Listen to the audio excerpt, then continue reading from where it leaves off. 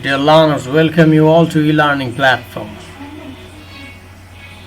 This is week 10. In this week we will learn the summary from book 5 to book 8 and major themes in Le Morte d'Arthur by Sir Thomas Malory. Let's begin. Summary of book 5. The Book of Sir Tristram de Lyonesse. The book recounts the adventures of Sir Tristram, who at 18 meets Isolde and falls in love with her. Unfortunately, he is bound to deliver Isolde to King Mark, whom Tristram sobs. The love portent prepared for King Mark and Isolde is instead consumed by Tristram and Isolde, who consummate their relationship. Isolde marries King Mark, but she and Tristram will remain lovers. King Mark eventually realizes what Tristram and Isolde are doing, and the two lovers flee the castle. Eventually, King Mark is able to capture Isolde, and a wounded Tristram leaves Cornwall. In Britain, Tristram meets and marries another woman, Isolde le Blanche Manus, but he will not consummate the union. Tristram hears that Lancelot has condemned Tristram's betrayal of his lady. Guild warehouse. After he again returns to Cornwall, Tristram is exiled by King Mark. Soon Tristram encounters Arthur's knights, assists Lancelot when Morgan le Fay threatens the life, and enters a tournament. Fighting under another name, Tristram nearly wins the tournament. Lancelot wins but declares Tristram the rightful winner, but is wounded and flees to the forest. After a series of adventures, Tristram and Lancelot fight one another, although neither knows the other. Soon the two men arrive in Camelot, where Tristram is made a knight of the Round Table. Because of Tristram's success, King Mark is more jealous than ever. He plots to have Tristram killed, but even fails at this. And when his kingdom is at risk, King Mark is forced to ask Tristram for help. Once the kingdom has been saved, King Mark writes to Arthur accusing Guinevere of faithlessness. For the remainder of this book, Tristram, Lancelot, and various other knights engage in tournaments and adventures designed to reveal their valor and strength. Book 6 Summary. The Tale of the Holy Grail. Previously, Lancelot had been tricked into an affair with Elaine, the daughter of King Pallas. The child of that affair is Galahad. At the beginning of this book, there is a report that a sword has been found in a floating stone. The sword is engraved with a legend that the sword belongs to the best knight in the world. But there is also a warning that any man who tries to pull it out and fail will suffer a serious wound from it later. Gawain tries after Arthur orders him to do so. And Percival also tries to share in Gawain's curse. Galahad arrives and successfully pulls out the sword. Soon all of Arthur's knights vow to go on the Grail quest. Galahad soon wins a white shield marked with a red cross. The story behind the shield claims that it has healing powers. Galahad undergoes many tests on his journey, and by successfully passing these tests, he proves his virtue, humility, generosity, and orthiness. Galahad is the Christ figure who refuses to kill his enemies, but is content to drive them off. Meanwhile, Lancelot is undergoing his own tests. As a result, he learns that he has been motivated in his successes, not by love of God, but by love of Guinevere. Lancelot regrets his sins and vows to become a better man. Percival, Lancelot, Gawain, and Bors each continue their separate search for the Grail quest.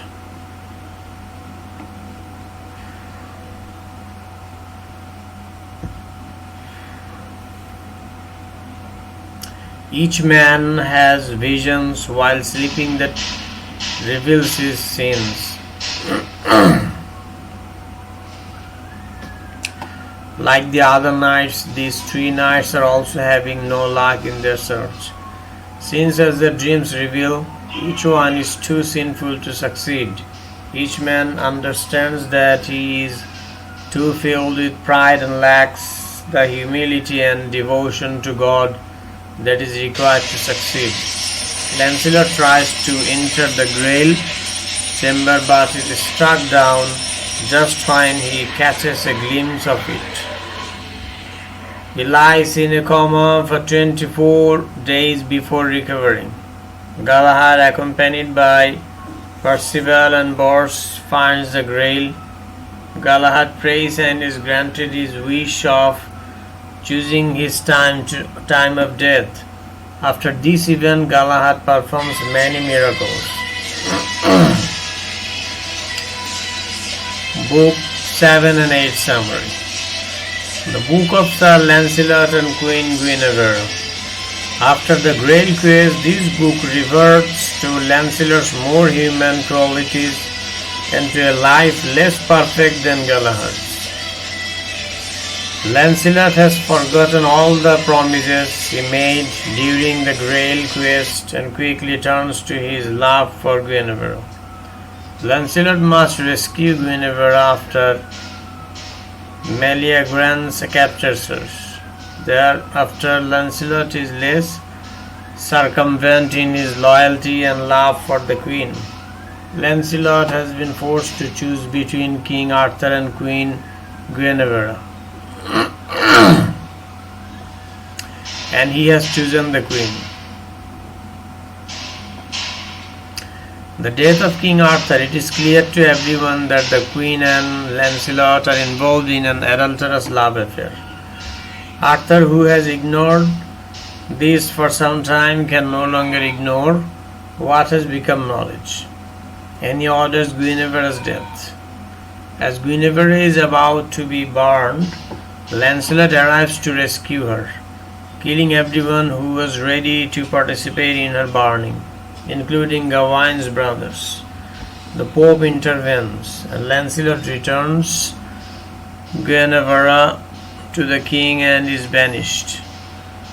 Gawain insists that he and Arthur attack Lancelot.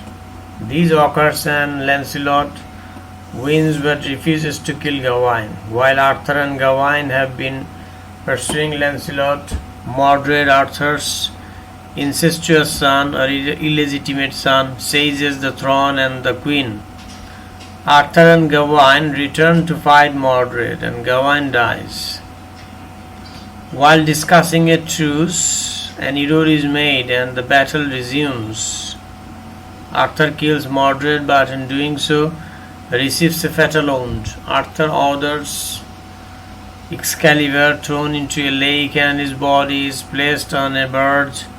Guinevere and Lancelot each turn to God in their grief and each soon dies. Sir Constantine becomes king. The round table disperses and the knights simply wander off into other directions.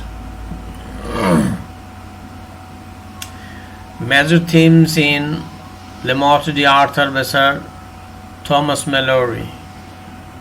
Major themes are courtly love, honor, fate and destiny, obedience, and revenge. Courtly love, the first theme. There are many examples of courtly love in Le Morte d'Arthur, including the story of Sir Gareth, his defeat of the Red Knight, and his winning of the Lady Leonesse as his wife. Gareth represents the ideal love, one that ends in marriage and is above all else honorable. But the story of romantic love and chivalry that most often comes to mind is the story of Sir Lancelot and Queen Guinevere, a love that is clearly adulterous. After his introduction into the text, it is clear that many of Lancelot's heroic actions are designed to please the queen.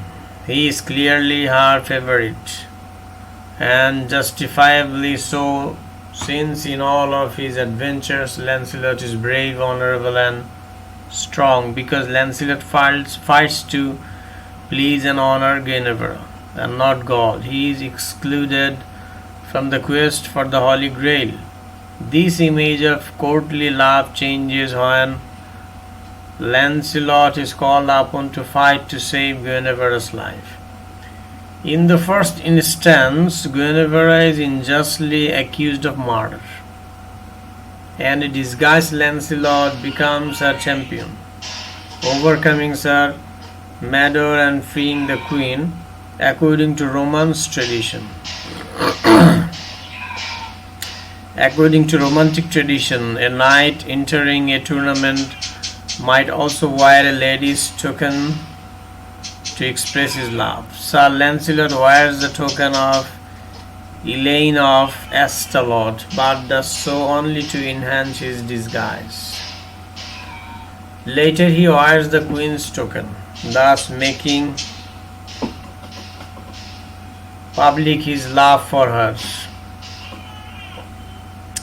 Another aspect of courtly love is the knight's rescue of his lady.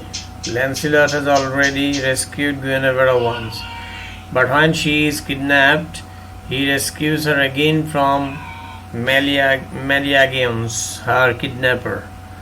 Lancelot then fights and kills Guinevere's oppressor. But because of these events, Guinevere is judged guilty of adultery and treason and is sentenced to be burned. Again, Sir Lancelot rescues his lady, but as a result sets into motion events that will lead to the destruction of Arthur and of the Round Table. Sir Lancelot and Queen Guinevere's courtly love was far more than a harmless romantic interlude. On our next major theme. When Arthur establishes the court for the knights of his Round Table, one important element is honor. Arthur's knights owe him honor, but more importantly, they owe honor to God. Most of the knights waver on this last requirement. For nearly all of the knights, their adventures, battles, and tournaments are fought to honor their king, or more immediately, themselves. Gawain fights for personal and family honor, and Lancelot fights for the queen's honor. Because of this, almost all of the knights fail in their quest for the Holy Grail. Only Galahad, Bors, and Percival place honor of God ahead of personal honor, vanity, and pride. Therefore, only these three knights, Galahad, Bors, and Percival, are permitted to complete the quest for the Grail. Malory makes individual character an important element of his story, and how each character conducts himself in an honorable fashion is a key point in the text. Fate and Destiny, the third major theme in the book, the motto of the author. Thanks to Merlin's prophecies and his magic, many times the readers are told of a prophecy that includes death and destruction. Characters are fated to meet one another on the battlefield or in tournaments, and fated to win or die based on an action that occurred much earlier, and for which they may hold no responsibility. For example, Balin easily draws out the sword affixed to a scabbard worn by the damsel. By doing so, he is fated to kill his dearest friend, his brother. In another example, the burial spot of Lancelot is fated to be the site of the battle between Lancelot and Tristram. Two knights who love one another and who would not willingly fight one another, but who were destined to do so. This fate or destiny is not attributed to God or other spiritual matters, but instead to characters present in the text. Both Merlin and the Lady of the Lake act as representatives of fate, manipulating the characters and their actions to create a fate they predict. Obedience, fourth major theme. Obedience is an element of the duty and responsibility that all knights owe to their king and god. Obedience to Arthur is a part of every knight's code. Even when obedience results in certain death, there are several examples of obedience to Arthur's commands, where to do so will bring harm to the knight. One such example occurs at the beginning of the quest for the Holy Grail, when Arthur learns of the sword in the floating stone. Arthur learns that the legend promises that the best knight in the world can claim the sword, and if any others try to pull out the sword, they will be cursed. Lancelot refuses Arthur's order to try, but Gawain willingly obeys Arthur's order because Arthur is his king and he has commanded it. In another section, Arthur orders Guinevere to be put to death. In this instance, Gawain refuses to obey his knight's command, but his brothers, who also object, are present. As a result, Gareth and Gaheris are murdered by Lancelot during his rescue of the queen. Revenge, the fifth major theme of the book. Much of the action in this epic revolves around revenge. The eye for an eye motif runs through the individual characters' stories. For instance, Sir Palanor kills King Lot and Lot's son Gawain to avenge his father's death. Will later kill Palanor in another example of revenge. Gawain and his brother Gaheris murder Lamorak, whom they accused of an adulterous relationship with their mother. This feud between Lamorak and the sons of King Lot has motivated many of the sons' actions before culminating in death. Finally, it is Gawain's insistence that his brothers be avenged that leads to the destruction of the Round Table. Because Arthur and Gawain are pursuing Lancelot, they leave Britain and the Queen unattended, and Mordred seizes both. Had Gawain been able to pass on the need for blood revenge, the battle in which he and Arthur were destroyed would not have happened. Ultimately, the theme of revenge, most particularly the familiar blood revenge, runs throughout the epic and leads to the destruction of all that Arthur had created. That's the end of this week 10. Thank you very much for being with me.